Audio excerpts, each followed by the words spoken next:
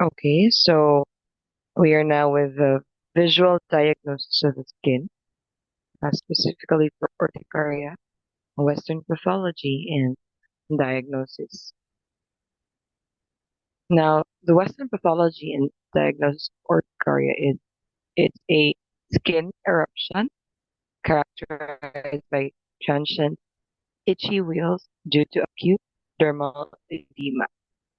The cause is an allergic reaction.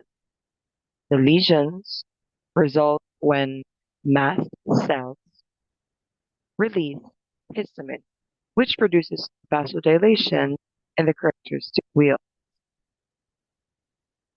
Now, this is an example of the urticaria there. Now, it can be acute or chronic. Now, when we say acute urticaria, it's typically due to an uh, IgE-mediated type 1 reaction.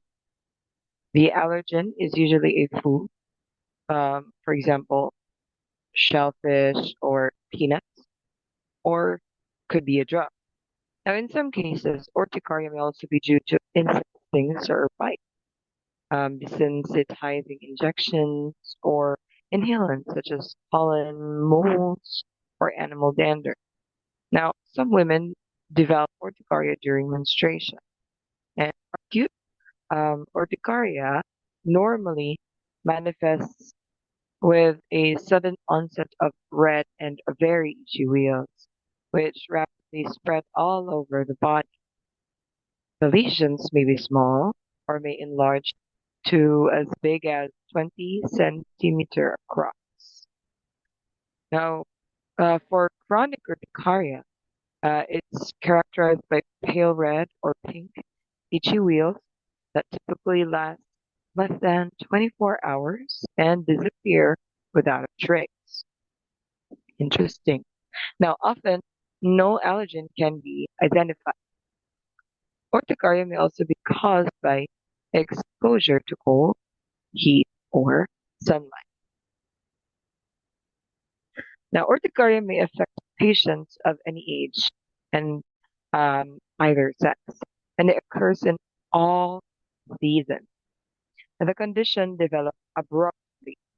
Initially, the patient feels an itch in some part of the skin, and the affected soon develops wheals. The shape and size of the wheals vary considerably. They may remain discrete or may merge into patches. Most wheals are red or pink, but in occasional patients, they may be pale. Wheals may appear in any part of the skin, sometimes throughout, but mostly limited to the face, neck, or limbs. Now, there is no fixed location for it. Wheals can develop quickly and usually also fade quickly, but there may be successive waves. Now, in some patients, a low-grade fever may accompany the outbreak of urticaria. It is usually below 38.5 degrees Celsius. And in other patients, there may be involvement of the stomach and the intestines, which with such symptoms as nausea, vomiting, abdominal pain, or diarrhea.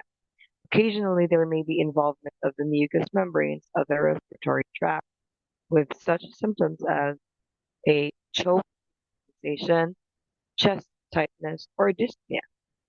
Now, the course is quite variable.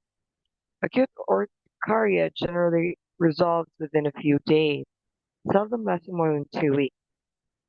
Now, upon resolution, there is no residual change.